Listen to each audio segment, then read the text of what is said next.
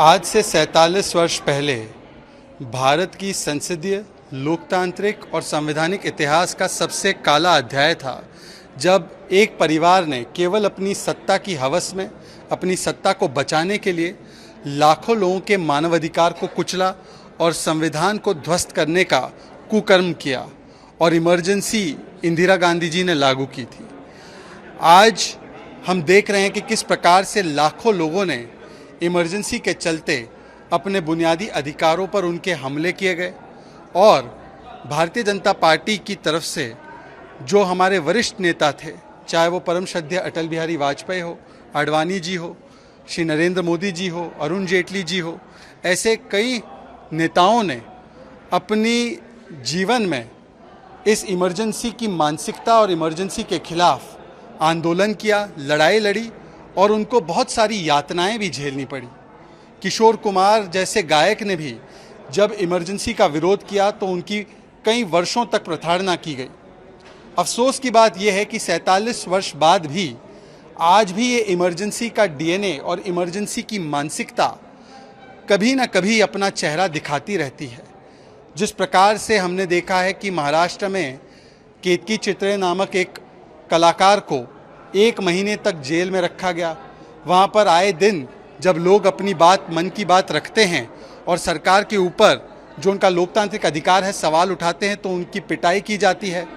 बंगाल में भी पोस्ट पोल वायलेंस जिस प्रकार से हुआ, तो मुझे लगता है कि 47 वर्ष बाद भी इस काले अध्याय को याद रखना और इस मानसिकता से लगातार लड़ाई लड़ना ये बेहद आवश्यक है।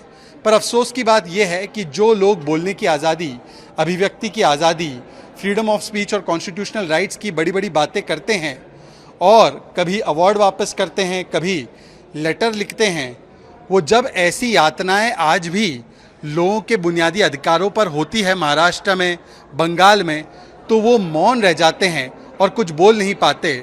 ऐसी मानसिकता का भी विरोध करना बेहद ज़रूरी है। देखिए, राहुल गांधी जी ने EDS का फुल फॉर्म दिया है एंटायर डिस्ट्रैक्शन साइंस।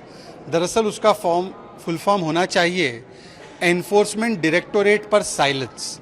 जिस प्रकार से राहुल गांधी एनफोर्समेंट डायरेक्टोरेट के सामने तो साइलेंट हो जाते हैं अपने 2000 करोड़ के गबन के ऊपर, और उनके नेता, कांग्रेस के कार्यकर्ता सड़कों पर वायलेंट हो जाते हैं, क्योंकि जो भ्रष्टाचार का प्रथम परिवार है वो अपने भ्रष्टाचार के बारे में जवाबदेही नहीं देना चाहता। जिस प्रकार से 2000 करोड़ की संपत्ति जो नेशनल हेरल्ड की थी, जो सार्वजनिक संपत्ति थी, जो हमारे देश के स्वतंत्रता सेनानियों की संपत्ति थी, उसको किस प्रकार से यंग इंडियंस के माध्यम से लूटा गया और एक परिवार के फायदे के लिए इस्तेमाल किया गया, उस पर एनफोर्समेंट डायरेक्टोरेट पर साइलेंट है और इसीलिए राहुल गांधी के कार्यकर्ता सड़कों पर वायलेंट है। जहाँ तक बेरोजगारी और महंगाई की बात है, तो राहुल गांधी जी को ये बताना चाहिए कि 10 वर्ष जब उनके द्वारा संचालित सरकार रहा करती थी, तो आम तौर पर 9 से 10% कंज्यूमर प्राइस इंडेक्स, जो रिटेल इन्फ्लेशन जिसको कहा जाता है, वो रहता था। और आज चुनौतियां होने के बावजूद भी इन्फ्लेशन इससे कहीं कम है। आज बेरोजगारी की भी जो बातें करते हैं, तो राजस्थान में पिछले 1 वर्ष से 20% से ज़्यादा बेरोजगारी दर है।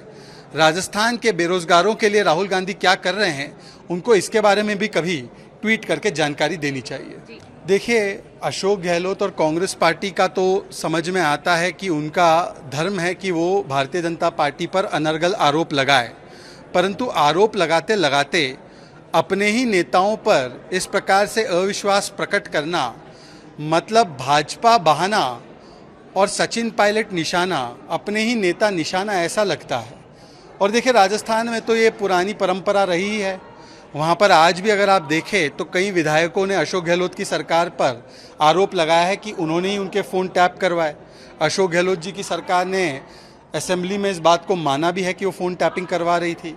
आज भी उनके विधायक है अमीन कागजी, जिसने अपने ही स्वास्थ्य मंत्री के खिलाफ धरना किया है कि 4 मुसलमान डॉक्टर का ट्रांसफ़र कैसे किया गया। तो कांग्रेस पार्टी तो खुद ही एक दूसरे के खिलाफ आरोप प्रत्यारोप और टुकड़े टुकड़े होने में व्यस्त है। और इसीलिए मुझे लगता है कि देखिए, विपक्षियों पर आरोप लगाते लगाते किस प्रकार से अशोक गहलोत ने सचिन पायलट पर ही निशाना साधा है, इस पर सचिन पायलट ही जवाब देंगे।